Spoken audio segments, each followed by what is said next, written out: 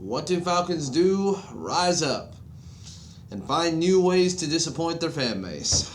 Welcome to RiseUpRXNs, the show where we talk all things Falcons, NFL, Georgia, sports, and in general, the sports news of the day. I'm your host, Dr. Lee Denning, the Golden Hard Dog, and a lifelong sports fan. And I am a fracking glutton for punishment here, as Desmond Ridder throws for 2 touchdowns, but has 3 interceptions, another 300-yard day for him. The Falcons' defense steps up really and truly in a big way. If you want to say the defense is, still doing really, really well, I know they gave up 24 points. Let's think about what they gave up. Every single touchdown they gave up was off of an Atlanta turnover for the most part, or on short field of some kind. So, the punt return 60 yards saved by Trey Flowers, only they found the end zone shortly thereafter.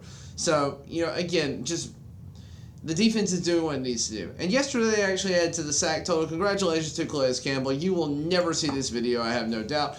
But congratulations, you ended up with your 100th sack of your career. That is a major accomplishment, so congratulations. Glad you hit it as a Falcon. Oh, man.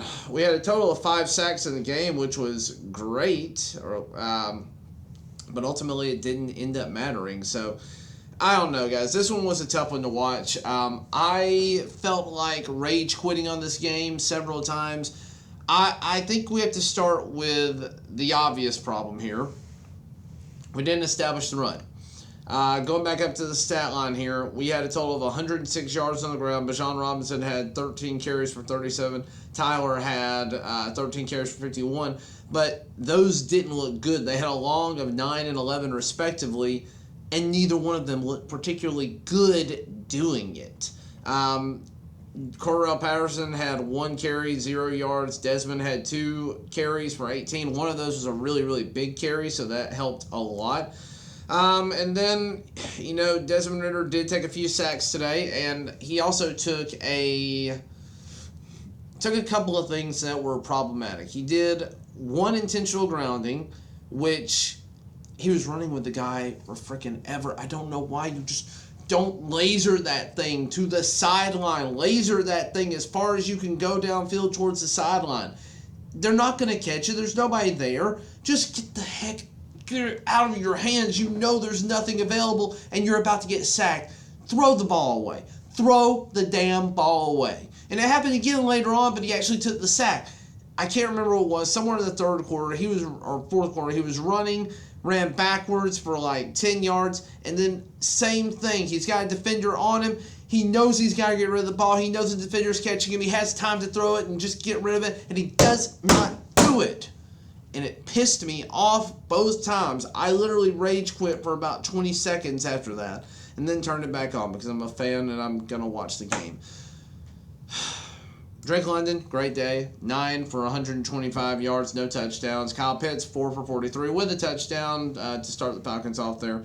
Johnny Smith got a touchdown, 4 on 36 there. Bijan had 5 for 43. Matt Collins, 3 for 41. And here's the thing. Desmond didn't look bad for the most part throwing the ball, but I've said this time and time again. We're not going to win the game if Desmond Ridder's having to throw the ball more than 30 times a game. He threw for 47 times this week. 47 times. That is not a successful formula for the Falcons. Even though he looked good for the most part, those 3 picks were all terrible. But for the most part, take those away. He didn't look terrible throwing the ball, but we are not going to win that way. This was a game that we had multiple opportunities to come back in. We had at least 3 opportunities in the fourth quarter to put points on the board. While we went for a 2-point conversion, I have no fracking idea on the touchdown. Just take the extra point. If you want to go for the win later, go for the win later. But get it to a point where we can actually stay with the team that is blowing us out of the water. And again, I get it. There, you had a short field opportunity, you had the chance to get it, but it didn't work, and you didn't need to do it there. Just take the point, take the extra point. Koo's looking good for the day. Take the extra point. And let's move on.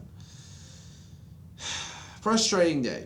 That's all I can say for it from the Falcons' standpoint. It was a very frustrating day. Defense still looking very good overall. Yes, they allowed 24 points. Most of that came on very short yardage situations. I don't know that there was any blown coverage this time. Something that is still plaguing us that I saw is we were getting beat in the middle, on seam routes, on slant routes. We are getting beat. Whereas, again, other teams' corners and other teams' middle linebackers, they are finding ways to get inside of our passes and pick us off and block, middle of the field passes. We don't do that. We're more concerned with outside the seams, and we're more concerned with the run. But the middle of the field is usually a pretty good bet that you're going to be able to hit somebody. So I don't know what we can do to improve that. I'm surprised Logan Thomas didn't have a better day. He actually only had 1 for 2, which was surprising to me. Terry McLaurin had a big day from his end. Curtis Samuel and Brian Robinson Jr. both had pretty good days. Again, we run defense very good. We contained them to 72 yards overall.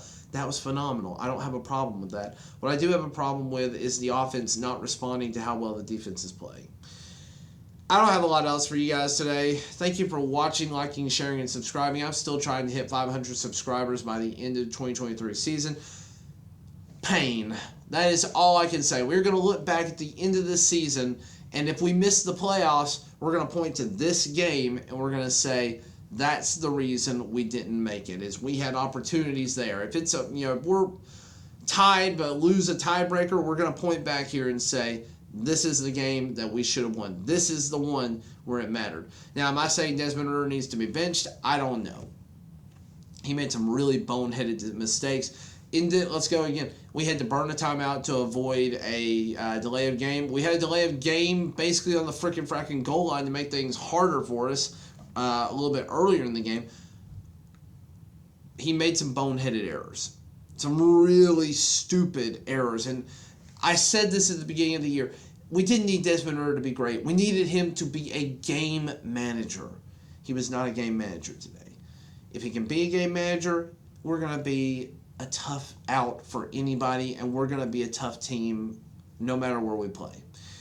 If he's not a game manager, it doesn't matter how well our defense plays. It doesn't matter how well everybody else around him plays. We are going to struggle. It's the same thing that the Denver Broncos have been through the last couple of years. Not this year. They're bad this year. But, the last couple of years they've had a phenomenal defense, terrible offense, and it usually results in a losing season, missing playoffs. We've got to do better there. But again, guys, thank you for watching, liking, sharing, and subscribing. That's all I got for you today. Disappointing week, but we're on to Tampa Bay next week. The only good thing I can say is everybody in the NFC South lost this week, so it's still the exact same layout. Second in the division. As always, rise up.